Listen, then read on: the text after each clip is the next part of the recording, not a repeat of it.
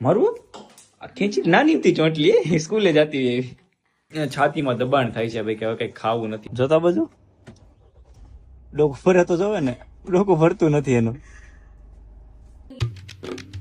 Hey guys, welcome back to my YouTube channel. બધાને મારા Har Har Mahadev. Finally guys, આજે blog મેં મારા જૂના ઘરથી જે હતું પેલા ત્યાંથી ચાલુ કર્યો છે. કાલે આખો દિવસ કલર કરવામાં અને આખી રાત કલર કરવામાં ગયો, અને બીજો દિવસ સામાન ફેરવવામાં અને સામાનને ગોઠવવામાં સમથિંગ અત્યારે 80% કામ ઘરનું થઈ ગયું છે. જુઓ, ફૂલ લગાવી દીધા છે, અહીંયા પણ લગાવી દીધા છે, ગાડી નીચે પડી છે અને સામે બાકી છે, બાજુમાં વાડી છે ને બહુ મહત્વની વાત છે. મહાદેવ ત્યાં આવી ગયા છે, સોફા અહીંયા આવી ગયા છે, અને લેપટોપ આવી ગયું, ટીવી આવી ગયું, એડિટિંગ ટેબલ આવી ગયું. ઓલમોસ્ટ રસોડાનું કામ પતવા આવ્યું છે, રસોડાનું 30% કામ બાકી છે. ફ્રીજ અહીંયા આવી ગયું છે, અહીંયા મહાદેવના દીવા ચાલુ છે. મહાદેવ મહાદેવના દીવા ચાલુ છે. દીવા થઈ ગયા પછી અત્યારે તો આ કરે છે, થઈ ગયા.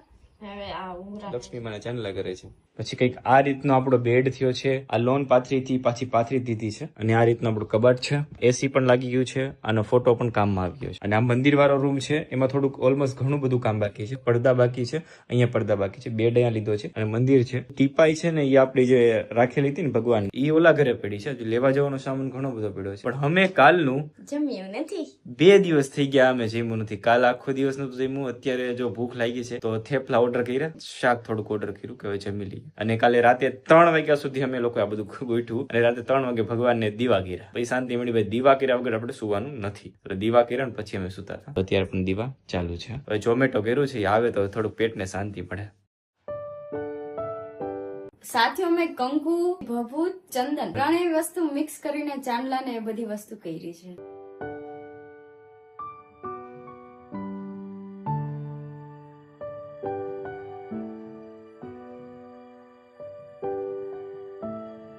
આ માળો છે ને ચકલીએ કરેલો છે, અને અમે મૂકીને ગયા હતા ને ત્યારનો એમને માળો છે. પહેલી વાર ચકલીના બચ્ચા જોશે પલક.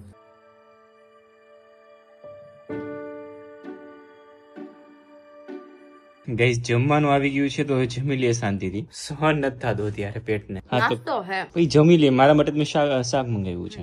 ગાઈસ, જવાનું છે આપણા જૂના ઘરે. ત્યાંથી થોડોક સામાન લાવવાનો છે, રિંગ લાઇટ ને એવું બધું ઘણું પડ્યું છે ત્યાં. અને ઘરને સાફ સફાઈ કરતા આવીએ. ઘરને સાફ સફાઈ કરીને દેવું જરૂરી છે. સાફ સફાઈ કરતા આવીએ પછી આગળનું કામ કરશું.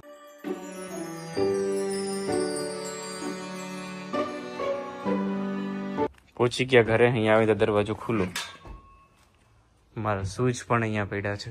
હવે મારે અહીંયા સાફ સફાઈ કરવાની છે. અહીંયા સાફ સફાઈ કરીને જ્યાં રહી છે અહીંયા આવે સાફ સફાઈ કરવાની. હજી એટલો સામાન છે. કેમ પણ અવાજ અમારા અહીંયા ઘરનો. પછી આ રિંગ લાઇટ ને બધું પડ્યું છે. મહેમાન આવ્યા છે. શું થયું? મૂકીને ગયા કે એટલે? હા, શું થયું? બીજા કામેથી આવ્યા છે. અંદર નહીં આવે, બોલાવું તો અહીંયા આવી જા. કેટલી ભાન છે ને. ગાઈસ, બધો સામાન ભરી લીધો અને પોતા પણ કરી દીધા. ઘર સાફ કરી નાખ્યું, અને અત્યારે બસ એક લાંજાના 2 ટાયર હજી ના પડ્યા છે. જોતા બાજુ ડોક ફરે તો જવે ને, ડોકું ફરતું નથી એનું. આ ભગવાન નું ટેબલ છે, આના ઉપર રાખતા ટીપાઈ છે ભગવાન ને. પેલા આ બધો સામાન પાછળ પડ્યો. હજી આની ટીપાઈની ઉપર જે પથ્થર હતો એ પાછળ પડ્યો છે. મારે પગ રાખવાનું છે, ત્યાં બધું ઓલું છે, વોશિંગ મશીન. ચાલો ગાઈસ, ઘરે જઈએ હવે.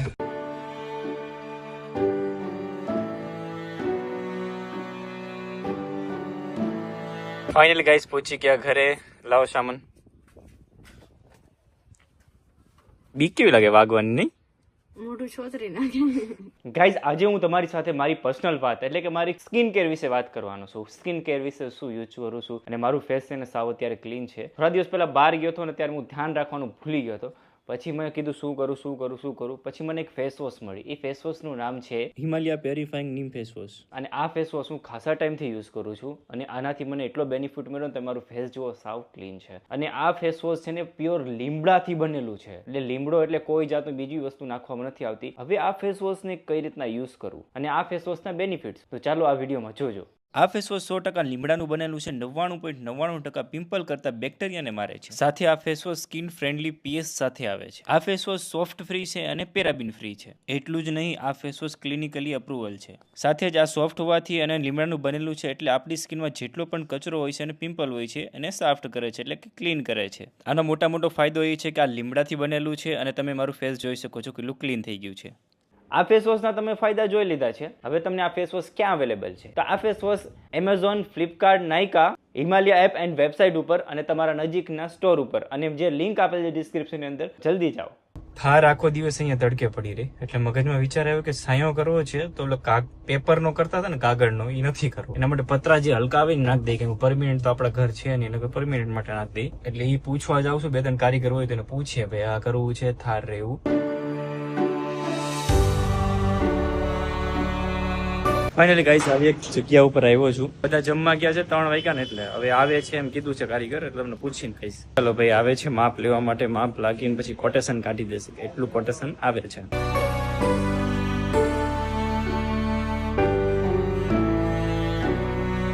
મહાદેવ ગાઈસ રાતના 8:30 થઈ ગયા, પછી મહેમાન આવ્યા એટલે વિડીયો ન બન્યો. થારનું પાર્કિંગ બનાવવાનું હતું ને એનું કેન્સલ રાખ્યું. ત્યાં ભાવ આવ્યું 37,000 રૂપિયા. પછી આપણું જેવું હતું ને એવું સિમ્પલ કરી નાખીએ. તો મેં કીધું હવે રાતે જ કામ કરવાની મજા આવે, તડકાનું કરવું. અત્યારે 12 વાગે ફ્રી છીએ તો અત્યારે જ કરી નાખીએ આપણે આ બધી વસ્તુ. તો અત્યારે કરવાનો પ્લાન કર્યો એટલે સામાન લેવા જઈશ પલકને બંને. 8:30 થઈ ગયા, સામાન મળી જાય તો ઠીક. 3 થાંભલા લાવવાના છે 9 ફૂટના. બાંધવાનું હતું કટેન્સ, એ તો આપણી પાસે પડ્યું છે.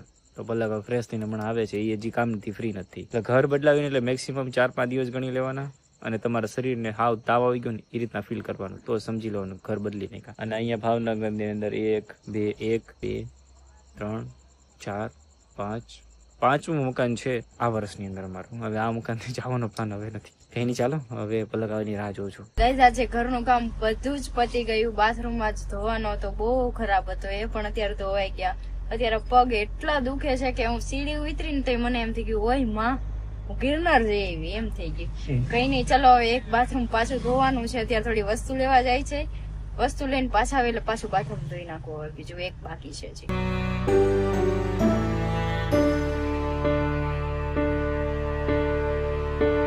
અહીંયા પૂછ્યું પણ 9 બંધ થઈ ગયું છે. 8:30 થઈ ગયા એટલે કટિંગ કામ કરવાનું કોઈ છે નહીં. આપણે બીજે જઈએ ને ચેક કરાવી લઈએ. કઈ એક ડેલા વાળા ભાઈ પે આવ્યા, એ ઓળખી ગયા એટલે ભાઈ કામ કરી દીધું. બાપા સીતારામ નામ છે એમના ડેલાનું. આ રીતના કઈક સિસ્ટમ છે. આ પાઇપું છે, આ પાઇપ આપણે કાપીને લઈ જવાની છે. અત્યારે કોઈ કાપી ન દે પણ ભાઈને ઓળખી ગયા એટલે કે લાવો ભાઈ કાપી દઈએ, ભલે લેટ થાય લેટ, ભેગું મોડા ભેગું મોડું. કઈ સિમેન્ટ લેવાઈ ગઈ અને સિમેન્ટ નો ભાવ ભાઈ ડબલ દીધો. અડધી ઠેલી ના 350 રૂપિયા દીધા, 360 રૂપિયા. આખી ઠેલી લેવા જાવ તો 350 ની જ મળતી હતી. ગરજ નો ભાવ દીધો તમે અત્યારે. ચાલો તો જઈએ છીએ અત્યારે ઘરે, અને ખાડા ગાળવાના છે 3. ઈ ખાડા ગળાઈ જાય પછી ભાઈ છે ને પાઇપ લઈને આવે છે.